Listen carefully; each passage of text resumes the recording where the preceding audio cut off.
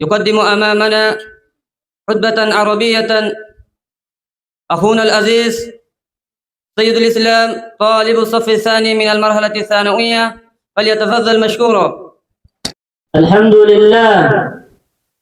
لله الذي لم يزل ولا يزال محسنا على الأميين، سبحانه ما آدم شانه وما أجلى برهانه وما أحلى بيانه، والصلاة والسلام على من بعث هاديا للناس ومعلمه، كنوز شريعته أغنى عن حكمة الحكماء، وعلى آله وصحبه الذين شموس حقائق علومهم طالعة من نفق التحقيق، وعلى من تبعهم بإحسان إلى يوم الدين. أما بعد، فيا رئيس في هذه النبضة المباركة، ويا أصحاب الفضيلة والاحترام، ويا مشايخنا الكرام، ويا أساتذتنا الأفاضل، ويا طلاب العلم الأعزاء، وأحييكم بتحية أهل الجنة. السلام عليكم ورحمة الله وبركاته.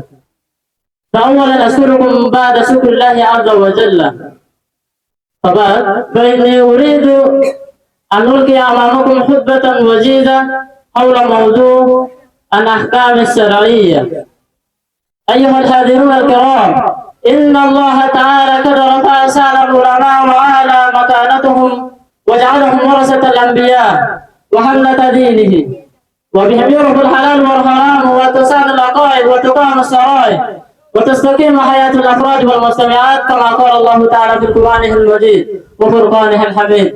بسم الله الرحمن الرحيم. يرفع الله الذين آمنوا منكم والذين أوتوا العلم درجات، وقال جل شأنه في آية أخرى: إنما يخشى الله من عباده العلماء.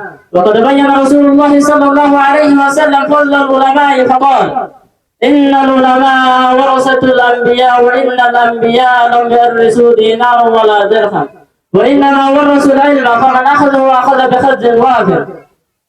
أيها المستمعون الكرام، إن العلماء هم مصابيح الدجى وسفن النجا وأمناء الوحي وحراس الشريعة، ينفون عنها تخريف الوالين وانتحار المبتلين وتأويل الجاهلين.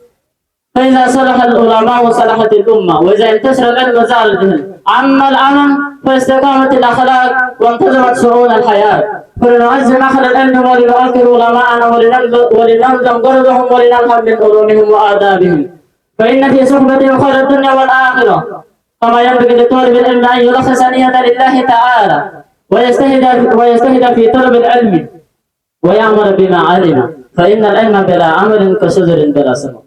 نسأل الله تعالى أن يجعلنا من أهل العلم النافع، وأن يجعل من علمائه، وأن يوفق لطلاب العلم لخدمة الإسلام والمسلمين. وآخر دعوانا أن الحمد لله رب العالمين، والسلام عليكم ورحمة الله وبركاته.